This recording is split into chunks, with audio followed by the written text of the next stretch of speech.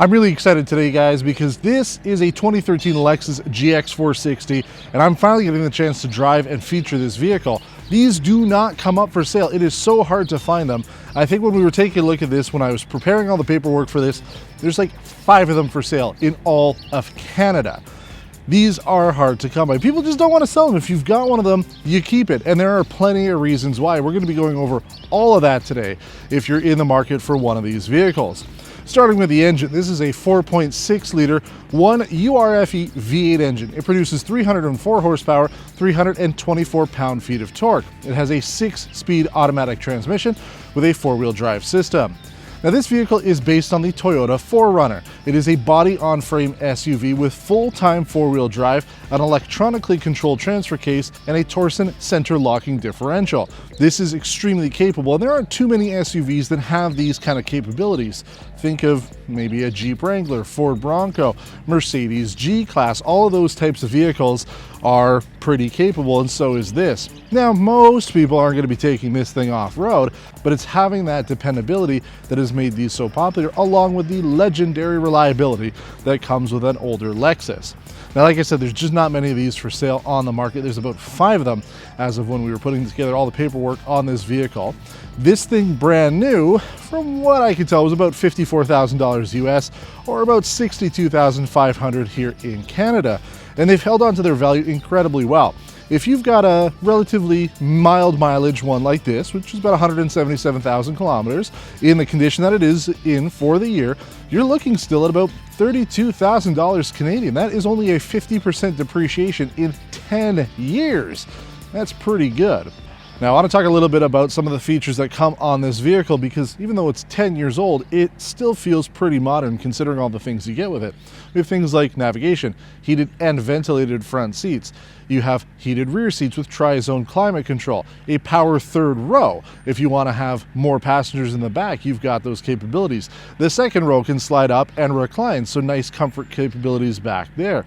The trunk, probably one of the nicest features on this vehicle, is sort of like a full-size Tahoe, for example, except the door swings open on a vertical axis, and then you've also got the glass portion that can come up as well. So easy access to get into the trunk with different ways to do it. Finishing off the major features with this, you've got a sunroof and a backup camera, which I know isn't unheard of for 2013, but still a good thing to have, as you know, more pedestrian type vehicles wouldn't be having those features back then. Now, there are plenty of reasons why you're going to want to buy a 10-year-old Lexus GX. We're going to be talking about all of that when we go on our road test. There, we're going to be talking about some of the interior comforts, everything you need to know about the drive and ride, and all the other things I found during my time with this 2013 Lexus GX 460.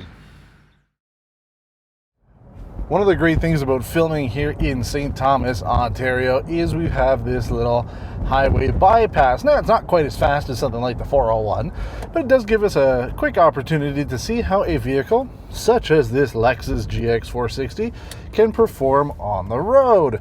So, let's say you're coming onto the highway, you need to accelerate. Let's give it full throttle.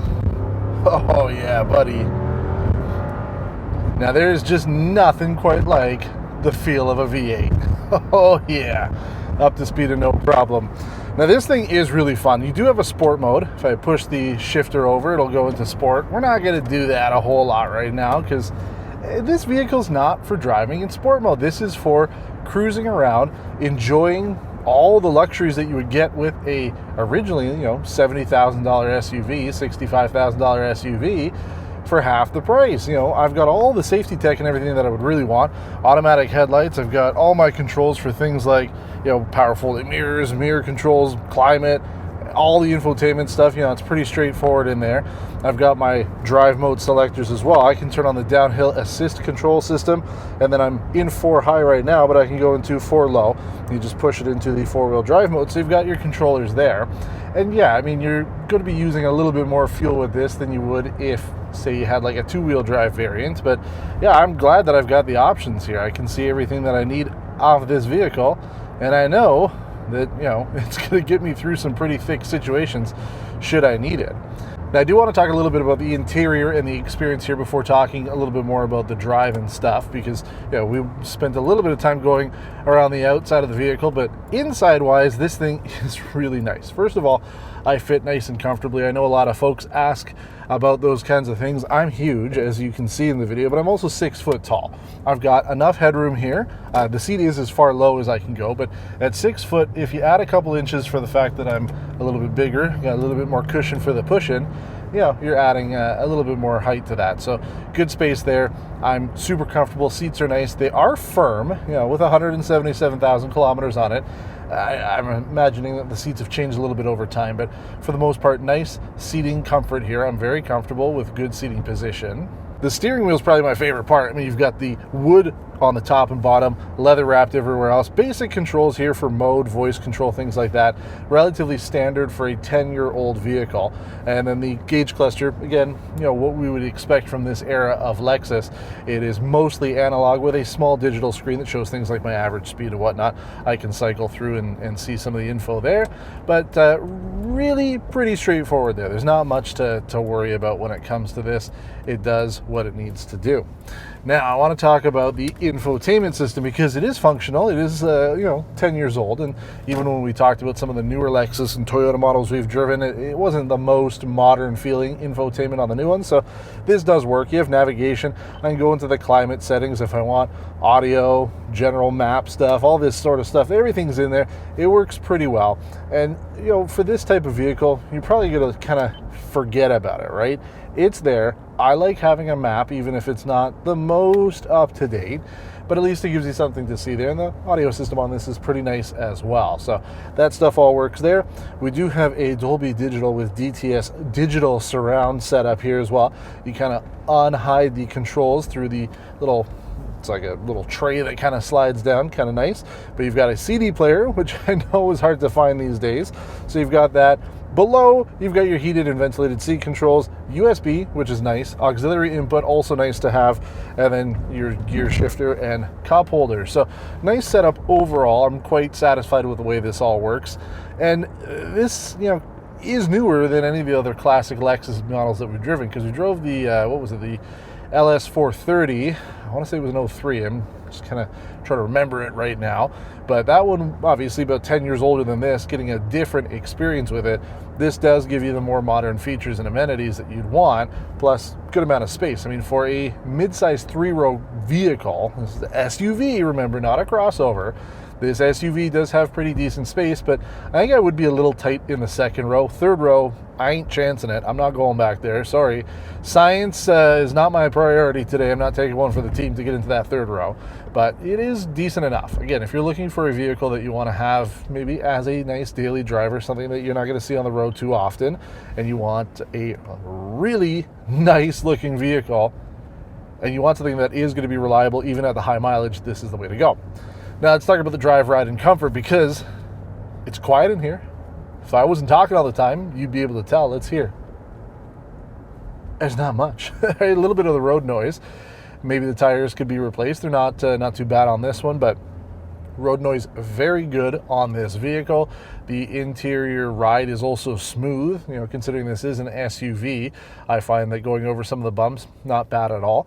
You know, this isn't using any fancy suspension setup, any adaptive ride control, things like that. This is a relatively simple setup, but it works fine. And again, if you're going up to, say, an LX, then yeah, you're going to see things like that. Or if you go with the LS sedan that we talked about, absolutely. But this being the second from the top in terms of the Lexus portfolio, it makes sense that we're not going to have a full-on setup when it comes to a ride. But I got to say, it's really comfortable, very happy with it, and overall exactly what I expected. I feel I'm sitting high up, especially compared to other SUVs that are in this size segment today. Even some of the pickup trucks on the road here, I feel I'm sitting way higher up than they are, which is kind of nice. Nice to have that sort of top eye view of what's going on around me.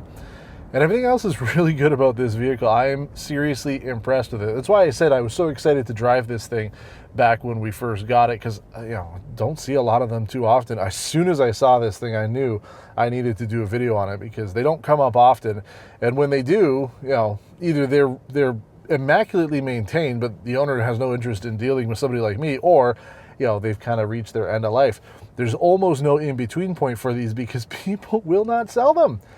And that's great. If you get your hands on this thing, you're going to hold on to it.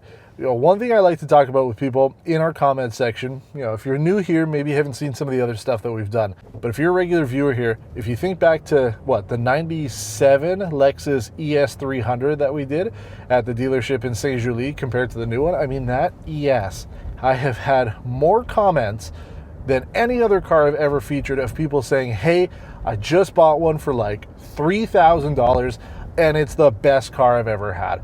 Those things are fantastic. And same thing with this. That is why these vehicles still command such a high price. That's why they are hard to find, because there's a reason. These hold on to their value because, first of all, the people who buy them typically are going to keep them in tip-top shape. So mechanically speaking, they're going to be well maintained. There aren't a lot of problems to go on with them. So you're getting a reliable vehicle and you're getting a capable one too. I mean, think about all the stuff that we've got on this that you need for $35,000 today, $30,000 even. You're not getting a whole lot of car in the luxury market. Something like this, not only do you get a lot of car, but I think you're going to get a lot of respect on the road too, because you don't see a lot of these. Just absolutely love it. Oh man, nothing about it is bad. I mean, if I had the budget for this thing, I would have bought it, hands down. Now let's go back to the studio. We'll talk about some of the things to look out for if you're in the market for one of these, the maintenance, reliability, and all that sort of stuff. And it's going to be a short one because there's not much to talk about. All right, so as we typically do when we're doing used vehicles, classic cars like this, I want to talk a little bit about what to look for if you're in the market for one of these, common problems and things like that. Now, with any Lexus, we find that there's not too much to go wrong with this, and it's the same for this generation GX 460. There are some things like paint peeling, it could have some rust issues. This one's in remarkably great shape, little tiny bits of rust starting to form here and there, but not bad for a just under 200,000 kilometer car that has been daily driven, not something that was kept in the garage. So this thing was used. Other issues could come up like ABS, premature brake wear, and I can kind of feel with this, the brakes do feel a little spongy. You've got airbag issues as well, fuel pump failure, and electronics can go like the remote starter if it has it, folding mirrors, and stability control. Those are all the key things to look out for when you're taking a look at one of these vehicles. Aside from that, there's not too much else. As we always recommend, if you're in the market for this or any used car that you're looking at, it's always a good idea to take it to a trusted mechanic that can take a look over the vehicle and see if there's anything that needs to be done, and having the service history on it will help immensely as well to see what things have been done to it so you're set up for the future when it comes to maintenance and repairs. But aside from those things, this will be a car that you will hold on to, and likely at this point, 10 years old, it might have only had one, maybe two owners. These could have been leased and then somebody else bought it out after, and now on the market again to its third owner. If that's the case, you'll probably want to hold on to this until you just can't drive it anymore, because they are so dependable and they are so loved. I mean, I can't think of how many I've seen on the road, especially since getting this one in and I wanted to film it. I don't think I've seen any of them. So, I mean, they just aren't on the market. And like I said, you're looking around the $30,000 mark, depending on condition, mileage, and features and stuff like that. This one comes pretty well equipped overall, but you could have got other things, like I said, remote starter and such. But for the most part, I mean, there's not much else you would want on a vehicle like this. It comes what you would want for a pretty affordable price with that legendary Lexus reliability. Now, if you have any questions about this vehicle, I would be happy to answer it. As always, you can leave a comment in the comment section below. You can give a thumbs up to the video, and I would also highly suggest subscribing to the video as well, as it'll help our channel. If you have any questions, like I said, I'd be happy to help you out either there or by email. And until next time, thanks for watching and take care.